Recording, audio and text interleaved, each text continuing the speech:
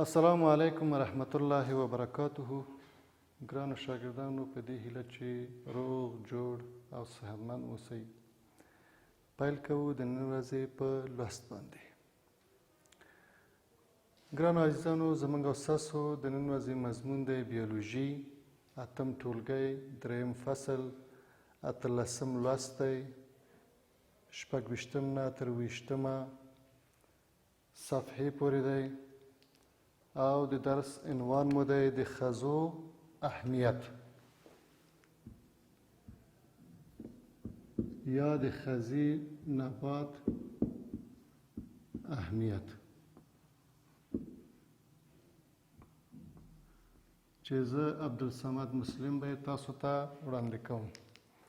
مخکې له دې نه چې په نوي درس باندې پیل وکړو، تاسو خو به انشاءالله کورنۍ دنده راوړی وي، حتما مو راوړی. کورنۍ دنده ډېر ضرور دی. همدارنګه د نوي درس د پیل څخه مخکې غواړم چې په تېر درس باندې لږ رڼا واچوو. ګرانو زده کوونکو، تاسې په تېر لوست کې ښځې ولوستلې. همداسې چې تاسې په تېر درس کې موږ او تاسو تر بحث لاندې ونیو چې ښځې یو له هغه مهمو نباتاتو له جملې څخه دی چې انتقالي انساج نه لري، یعنی غیر ویعي نباتات دي چې په نمناکو ځایونو، ځنګلونو، د ویالو پر غاړو، ډبرو د پاسه، همدارنګه د ونو په تنو کې دوی وده کوي. همدارنګه دغه نباتات په دوو ډولو باندې تکثر کوي، چې زوجي تکثر دی او غیر زوجي تکثر. په زوجي تکثر کې مې وویل چې د دوی مؤنث او مذکر غړي ګامیټونه تولیدوي، چې دغه ګامیټونو د اتحاد په نتیجه کې زایګوټ رامنځته کیږي. همدارنګه موږ او تاسو وویل چې په غیر زوجي تکثر کې، همداسې چې د نوم نه معلومیږي غیر زوجي دی، زوج نه واقع کیږي.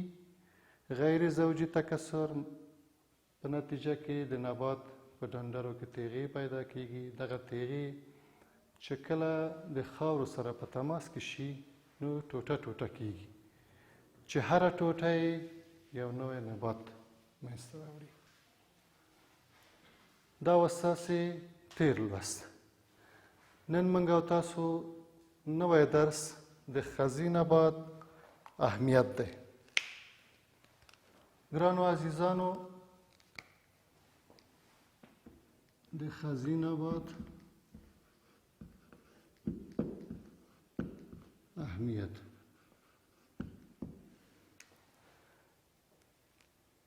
ګرانو عزیزانو، همداسې چې پوهیږئ ټول نباتات په مجموع کې ګټې لري، خو د هر نبات ګټې مختلفې دي.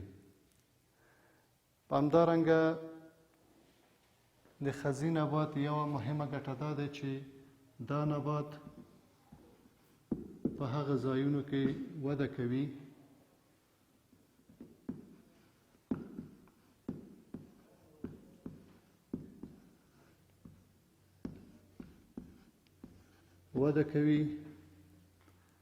چې نور نباتات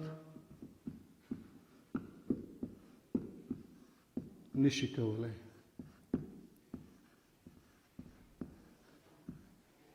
یو مهمه ګټه یې دا دی چې دا نبات په هغو ځایونو کې وده کوي چې نور نباتات نشي کولی، لکه په نمجنو ځایونو کې. دا نبات د ویالو پر غاړه، د تیږو د پاسه، همدارنګه د ونو په تنو کې او په هغو ځایونو کې چې نور نباتاتو ته د ودې کولو توان نه وي، دا نبات وده کوي. بله مهمه ګټه یې دا دی چې دغه نباتات چې کله مړ شي یا له منځه لاړ شي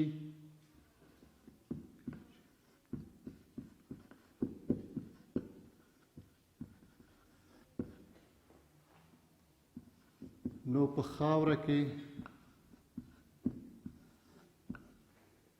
نور نباتات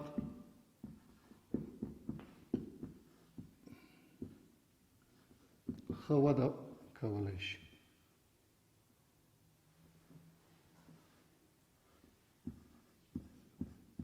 د دې نباتاتو بله ګټه دا دی چې دا د خاورې د حاصلخیزۍ سبب کیږي.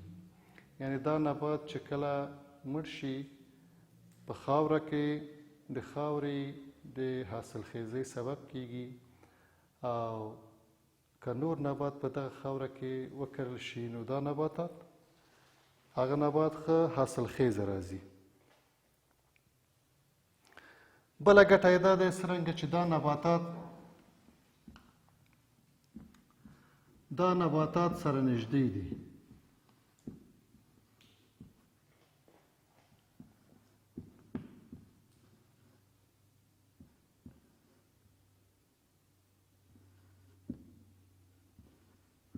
نو کولی شي چې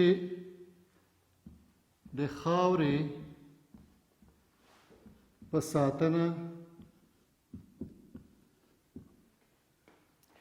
ساتنه کې مهم رول ولوبوي.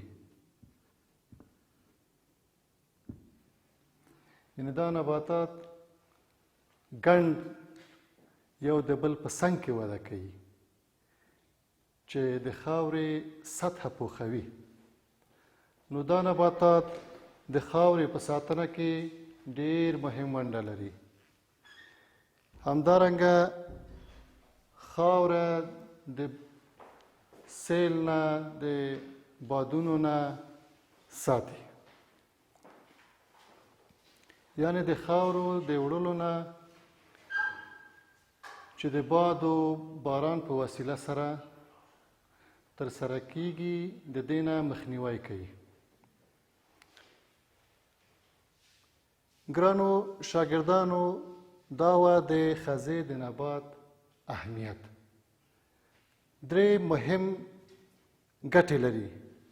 اول دا چې دا نبات په هغه ځایونو کې وده کوي چې نور نباتات یې نشي کولی، لکه موږ وویل چې په نمجنو ځایونو کې، د تیږو د پاسه، د ونو په تنو، د ویاله پر غاړو، په ځنګلونو کې دا نباتات وده کوي. نو ډېر داسې نور نباتات دي چې په دغه ځایونو کې ښه وده نشي کولی. همدارنګه بله ګټه یې موږ او تاسو وویلې چې دا نبات چې کله مړ شي د ده بقایا چې په خاورو کې تیت شي نو د خاورې د حاصلخیزۍ سبب کیږي.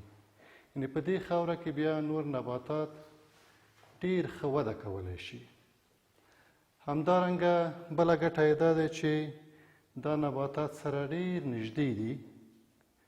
نږدې دي سره، نو د ځمکې سطحه پوښوي چې خاوره د سیلابونو او د بادونو د وړلو نه مخنیوی کوي. ګرانو زده کوونکو، دا نباتات مختلف شکلونه لري، یعنی مختلف ساختمانونه لري، مختلف جوړښتونه لري.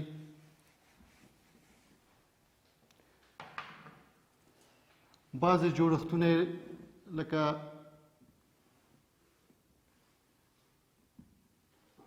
په دې شکل باندې دی.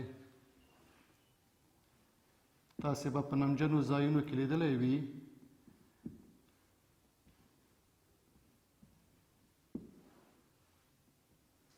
یا د ګوګرد دی، تیلی په شان دی. په دې اشکالو باندې پیدا کیږي. بعضې د جوارو د بوټي د پاڼو په شکل پیدا کیږي.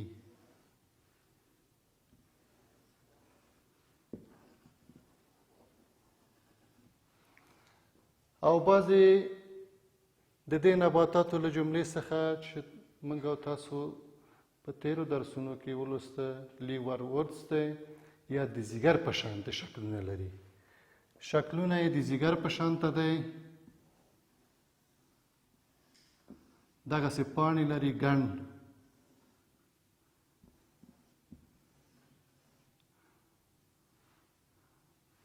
د ځمکې سطحه په خپلو پاڼو باندې پوښوي.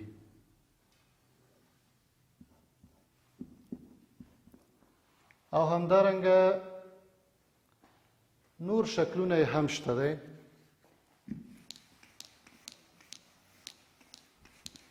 چې کله تاسې د سره مواجه شوئ مخامخ شولئ نو تاسې به یو شکل په دې ترتیب باندې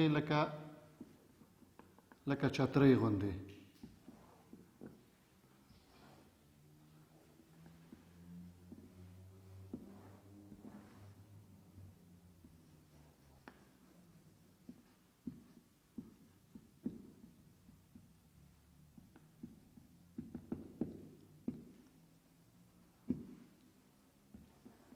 دا رنګه مختلف شکلونه لري.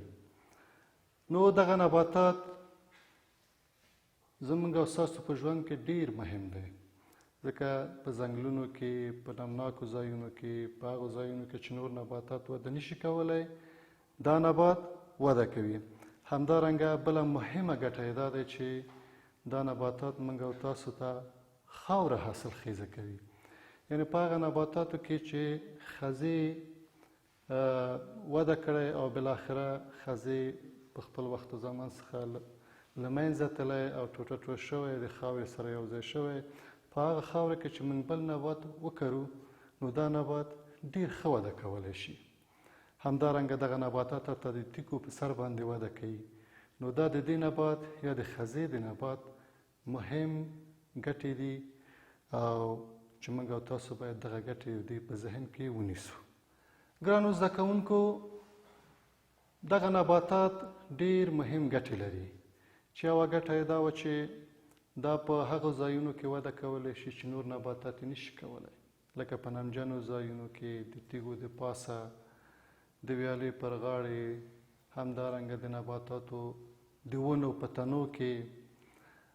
دا یوه ګټه ده. بله ګټه یې دا ده چې دغه نباتات په خاوره کې چې کله ټوټه ټوټه کېږي او بقایا یې د خاورې سره یو ځای کېږي، د خاورې د حاصلخیزۍ سبب کېږي. که نور نبات په دغه خاوره کې وکرل شي نو ډېر ښه وده کوي.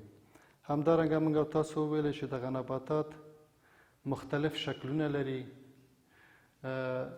بعضې لکه د ګوګرد د لرګي په شانته دی، همدارنګه لیور ورڅې هغه د زیګر په شانته شکل لري چې تاسو ته مې په تخته کې د دې شکلونه ولیکل، ترسیم وکړ.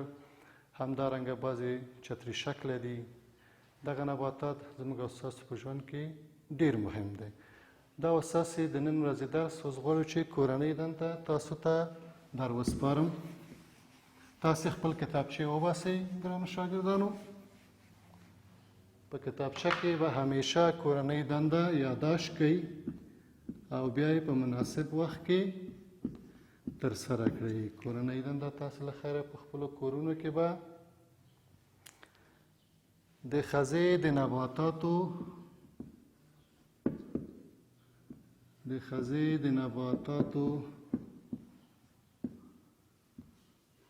اهمیت په هکله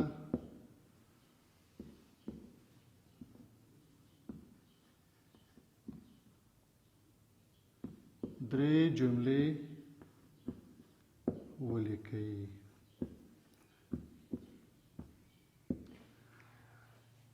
نو کورنۍ دنده به له خیره بله ورځ راوړئ او په راتلونکي درس کې به انشاءالله موږ او تاسو ویایي نباتات مطالعه کوو او نور مو په خدای سپارم. د خدای په امان.